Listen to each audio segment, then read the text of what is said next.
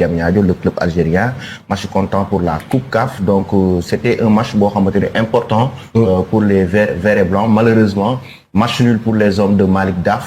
Mais après ce match, on a vu quand même une scène, c'est déplorable. Une bagarre qui a éclaté. Donc, entre supporters de l'USM Alger et les supporters du Jaraaf. Et les supporters même de l'USM Alger, j'ai vu une vidéo qui vont aller même essayer d'attaquer les forces de l'ordre. Et quelque chose quand même, c'est déplorable. Ils ont saccagé le stade Abdoulaye Wade. Des Diamniadio, des chaises qui ont été cassées. Algériens ou les Sénégalais? Des supporters algériens. Mais vraiment, ils sortent le quoi. C'est de la jalousie, quoi. Et ça, moi, j'ai vu même ce vestiaire. Non, jalousie, quoi. Ouais, c'est vestiaire. Algérie, quoi. Ouais, c'est vestiaire. Ils ont saccagé. C'est à l'image quand même de parfois ce qui se passe dans le championnat algérien. Il faut quand même oser le dire. Parfois, c'est le championnat, il y a beaucoup de tension. Tous ces incidents-là, ce sont les Algériens.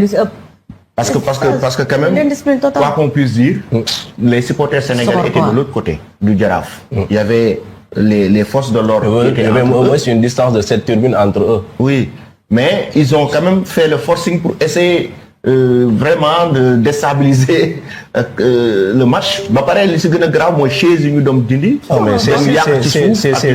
les images, on les a vues, mais c'est quand même déplorable. C'est à l'image même de ce que tu dis ici sur le championnat algérien, mais ça transcende même le fait que si sport la xewé. C'est-à-dire, les Algériens en tant que tels considèrent des Africains. Ils ne considèrent pas les Africains subsahariens. Ça, vous faites qu'il y a une actualité, semaine passée, il y a un Sénégalais qui a été tué en Algérie dans des circonstances troubles. Le président algérien en 2022, il a dit clairement que s'il y a aujourd'hui ce qu'on appelle la théorie du remplacement, c'est-à-dire les Africains subsahariens, et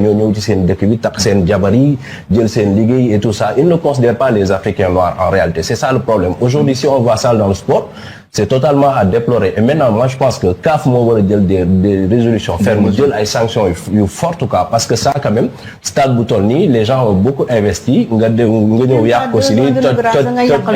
et tout ça. Et tu t'es même permis d'attaquer, nous avons une sécurité nationale. Ça, quand même, moi, je pense que il faut que CAF ait des sanctions fortes, des mesures fortes, surtout que le Sénégal doit faire son match de retour dans 3 semaines. Et les Algériens sont totalement prêts à en découdre avec les supporters sénégalais parce que on vous attend en Algérie. Donc je pense qu'il faut prendre les décisions qui se posent. Au niveau des images, c'est quand même assez heureusement, de l'âme.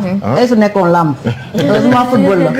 C'est dommage. Mais quand même, la CAF doit quand même faire sanctionner. La CAF doit servir Non, en fait, je vois qu'il y a beaucoup de confusion sur la toile, disant que